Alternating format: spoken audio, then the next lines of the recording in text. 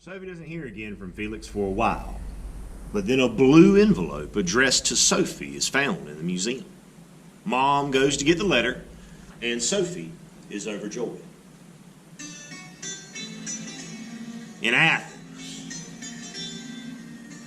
Dear Sophie, you would hardly believe it, but all the people here dress in bed sheets. Luckily, it's very hot here. They'd always have colds.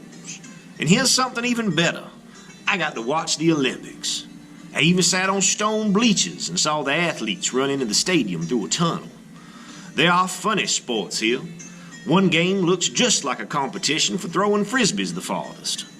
You can do it just as well, Sophie, but I think that only the men are allowed to play here. That really isn't fair, is it?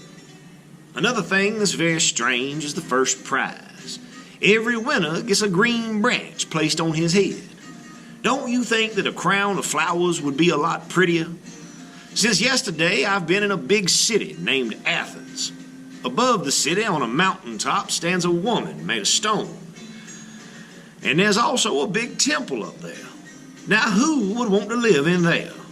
There's an open-air theater nearby, too, where actors perform in the evenings. They make the audience laugh and sometimes bring them to tears. It's really neat here. That's what I think. You're traveling, Felix.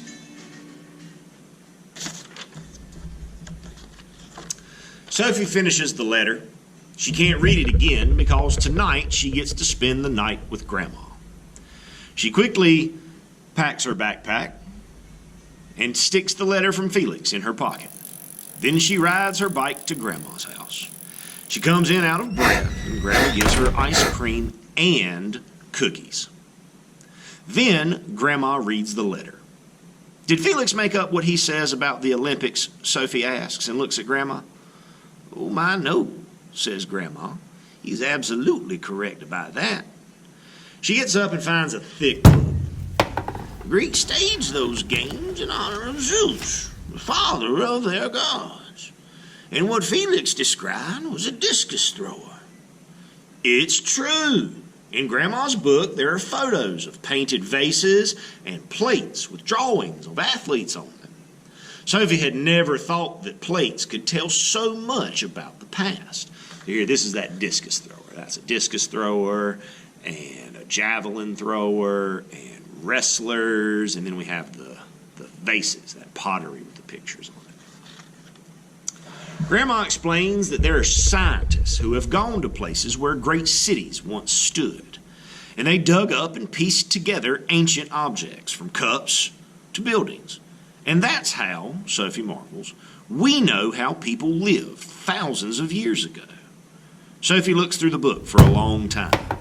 The Greeks even had a whole family of gods. She especially likes a god with wings on his feet named Hermes. He was supposed to work as the messenger of the gods and protect travelers. She hopes this Hermes will also make sure that her Felix gets home safe and sound. Tonight, Sophie is allowed to stay up for a long time, and she and Grandma sit on the porch and talk. Suddenly, Grandma exclaims, "Oh, look, a shooting star! Quick, make a wish!" Sophie does, and she hopes that her wish will soon be granted.